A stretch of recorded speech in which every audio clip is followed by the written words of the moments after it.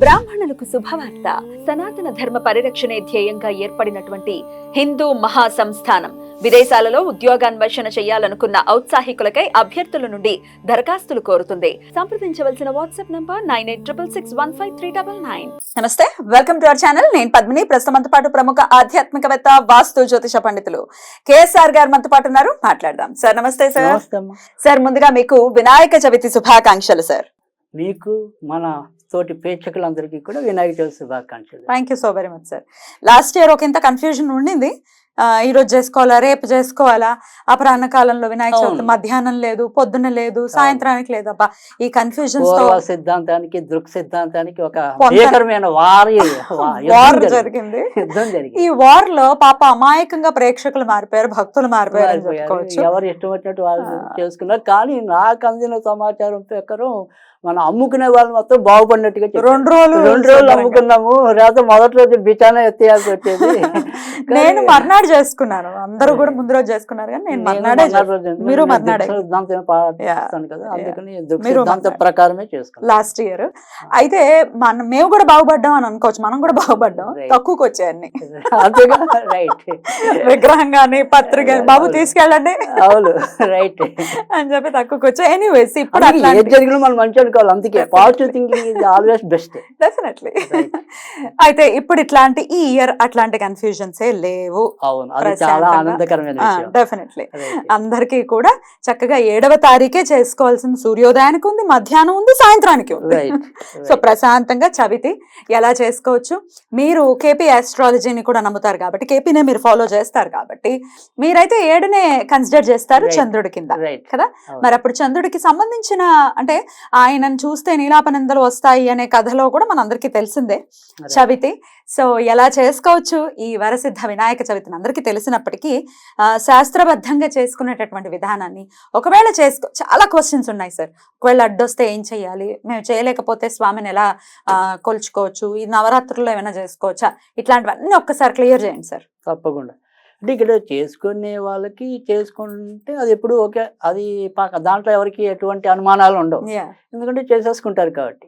కానీ మీరు అడిగినవి ఏమైనా ఇప్పుడు అకస్మాత్తుగా ఆడవాళ్ళకైతే ఈ బయస్టు క్రమం ఉంటుంది కదా, లేదా అనుకోకుండా మనకి సంబంధించిన వాళ్ళ ఆప్తులు ఎవరైనా పోగొట్టుకోవచ్చు. ఇలా రకరకాల కారణాలు చేస్తే మనం ఏదో ఒక కారణంతో దీన్ని చేసుకోలేకపోవటం అనేది, ఇది 9 రోజుల్లో ఎప్పుడైనా సరే చేసుకోవటం అనేది అది కొంతవరకు చాలా మంచిది. అందులో అయితే ఆక్షేపం లేదు.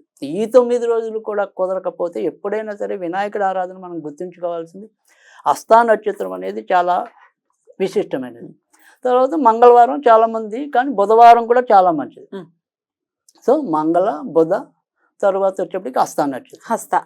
ఈ 3 రోజుల్లో ఎప్పుడైనా వీలు చూసుకుని మనం చేసుకోవచ్చు. అదే చవితి కలిసి వస్తే ఇంకా మంచిది. చవితి కలిసి అంటే చవితి అనేది దానికి చాలా మంచిది. అంటే సంకష్టాలు ప్రతి నెల ఉంటుంది, చేసుకోవచ్చు.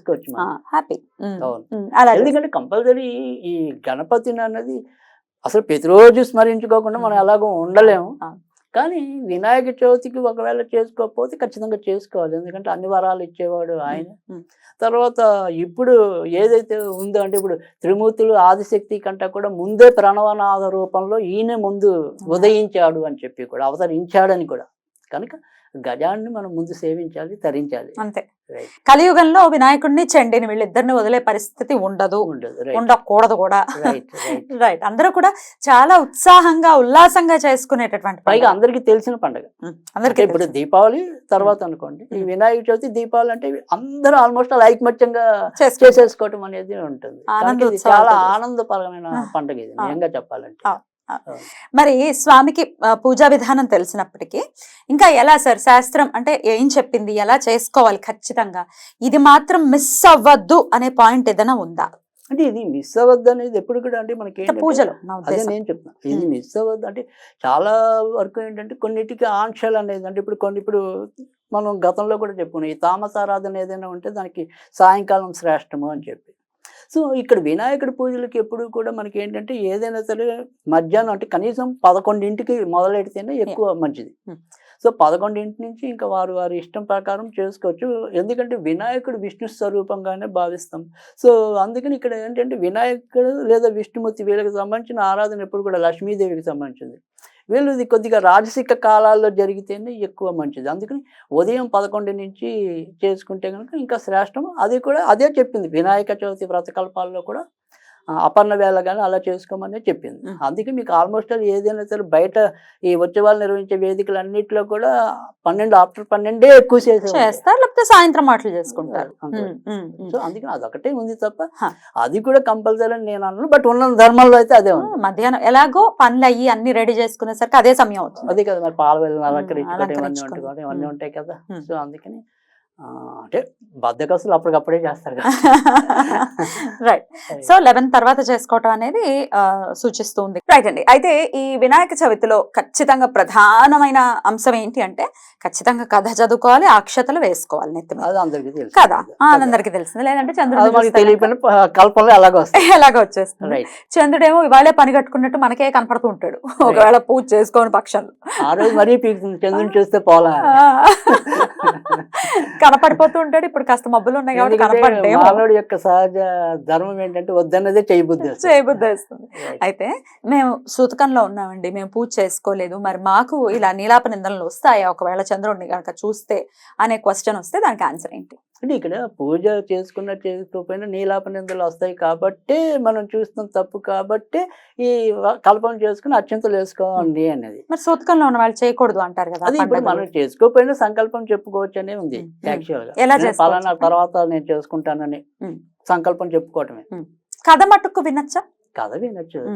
పూజ చేసుకోకూడదు, వీళ్ళ సంకల్పం అనేది దాంట్లో జోడించకూడదు, వీళ్ళ గోత్రనామాలు అంతే తప్ప కథ వినడానికి ఆక్షేపం. కానీ అత్యంతలు వేసుకోకూడదా? సూతకంలో ఉన్న వాళ్ళు వేసుకోకూడదు. మండపం దగ్గర వేసేసుకున్నాం, కథ విన్న పుణ్యం ఎలాగో దక్కుతుంది కాబట్టి కనీసం అంత మాత్రం. అంటే ఏదైనా సరే మనం పురాణ కాలక్షేపాలు కానీ ఇలాంటి కథ సత్సంగాలు కానీ ఇలాంటి వాటిలో తప్పకుండా పాల్గొచ్చు. దానివల్ల మనకి ఎంతో కొంత పుణ్యం దక్కుతుంది కనుక ఆ రకంగా ఆ నీలాప నిందల నుంచి మనం బయటపడ్డానికి ఉంటుంది. రైట్ అండి. ఇక వినాయక చవితి ఇది మేము చేయలేకపోతున్నాం, వేరే ధర్మంలో ఉన్న వినాయకుడు అంటే మాకు ఇష్టం అనే వాళ్ళు కూడా లేకపోలేరు. మరి వాళ్ళ కోసం ఏదైనా స్విచ్ వర్డ్ రూపంలో చెప్తారా? ఇక్కడ స్విచ్ వర్డ్ అనేది ఒకటి. తర్వాత రెండోది ఏంటంటే ఇదే వినాయక చవితి నాడు ఎలాగో వ్రతం చేసుకునే వాళ్ళ కోసం ఒక కొత్త చిట్కా ఒకటి ఇవ్వాలి అనేది అనుకుంటున్నా. అది ముఖ్యంగా పెళ్లి కాని వాళ్ళ కోసం. సో పెళ్ళైన వాళ్ళ కోసం కానీ అందరూ బాగుపడడానికి స్విచ్ వర్డ్ ఇస్తాను. సో పెళ్ళి అవ్వాల్సిన కన్యలు ఉండొచ్చు, వరుళ్ళు ఉండొచ్చు, అబ్బాయిలు ఉండొచ్చు. వీళ్ళు ఇవాళ చాలామంది బాధపడుతున్నారు. మనం గతంలో కూడా వేరే కోణంలో వీడియో చేసాం. బట్ కానీ ఇప్పుడు చేసేది కొద్దిగా భిన్నమైనది, తప్పకుండా సత్ఫలితాలు ఇస్తుంది అనే ఒక ఆశతో చెప్తున్నాను. ఇది చాలా తేలికైన పద్ధతి. ఏంటి అంటే కనుక ఎవరైతే వివాహం కావాల్సిన అమ్మాయి లేదా అబ్బాయి ఎవరైతే ఉంటారో ఒక ఎరుపు వస్త్రం తీసుకోవాలి. ఆ ఎరుపు వస్త్రంలో మనము అమ్మాయి అయితే అమ్మాయి, అబ్బాయి అయితే అబ్బాయి, వాళ్ళ గుప్పిళ్ళతో 4 గుప్పిళ్ళు బియ్యం వేయాలి దాంట్లో. ఓకే, ఈ 4 గుప్పిళ్ళు బియ్యం వేసాక అందులో కొద్దిగా ఎండు ద్రాక్షలు లేదా కిస్మిస్లు.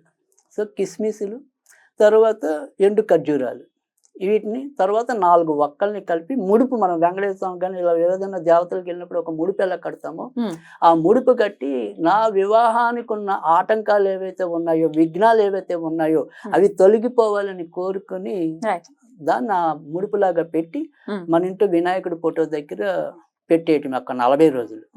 ఈ 40 రోజులు అయిపోయాక ఇప్పుడు మనం 4 గుప్పిళ్ళ బియ్యం ఉంది కదా, దాంతో ఎంత వస్తే అంత పొంగలి చెయ్యాలి. వీటిలో మనం ఉపయోగించిన ఒక ఒక్కలు తప్ప మిగతావన్నీ కలిపేయాలి. కలిపేసి ఆ పొంగల్ కంపల్సరీ పెళ్లి కాని అమ్మాయి కానీ పెళ్లి కాని అబ్బాయి కానీ పొంగల్ అది తినాలి ఖచ్చితంగా. వాళ్ళే తినాలి.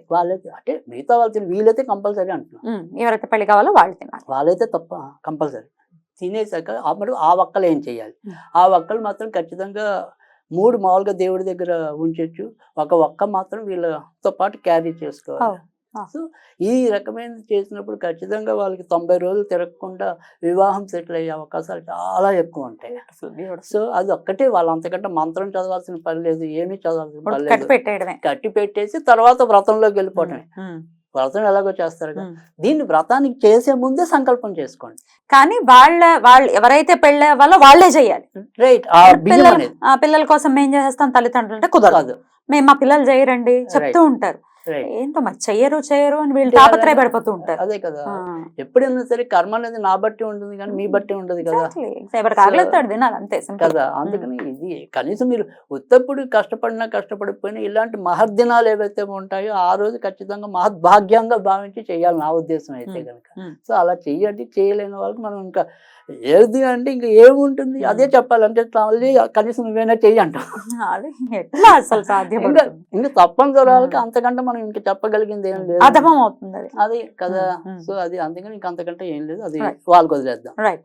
సో ఆ రకంగా చేయటం. ఇంకా స్విచ్ వర్డ్ అంటారా, ఈ స్విచ్ వర్డ్ అనేది మాత్రం చాలా కొద్దిగా ఏమంటాం, అందరికీ ఆర్థికంగా బాగుండడానికి, తర్వాత వాళ్ళ జీవితాల్లో వస్తున్న ఇబ్బందులు తొలగించుకోవడానికి, ఆరోగ్యం బాగుండడానికి సెల్యూట్ సెల్యూట్.